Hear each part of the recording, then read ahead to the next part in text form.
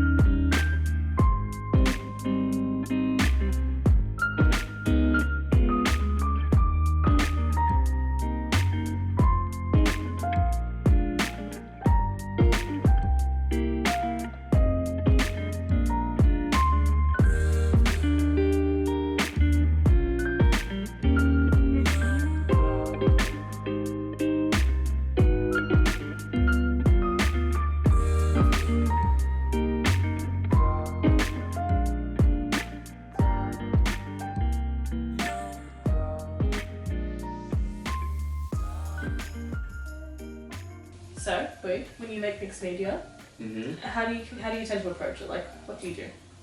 Normally I would have like a mental idea of what I want it to look like.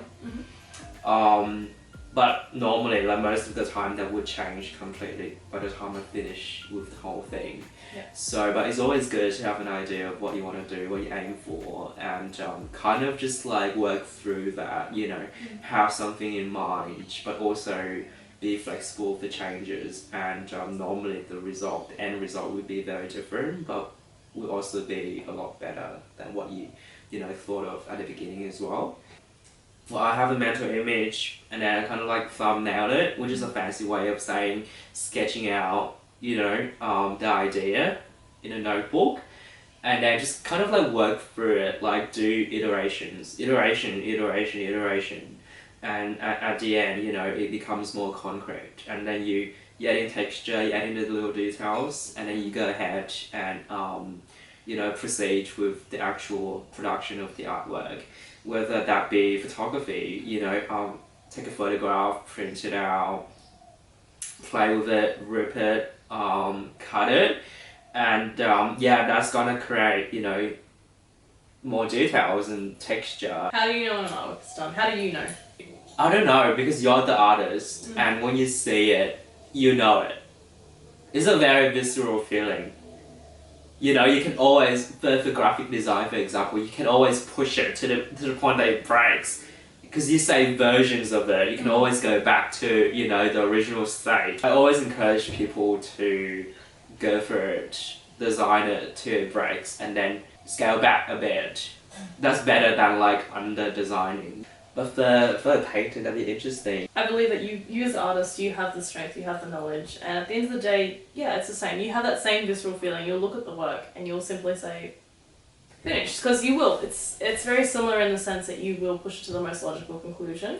And the thing that's really important too that I've learned in recent years, it's about how you feel. It's self-confidence, it's self-assertion, it's your vision. No one can tell you that it's complete except for you. You can receive critique and you can build upon techniques and things like that, but at the end of the day, you're the artist, it's your vision. No one can take that away from you. Hey guys, thanks for checking out Table of Plenty. Feel free to check out the rest of the content on Lost in Books TV, and we look forward to seeing you soon.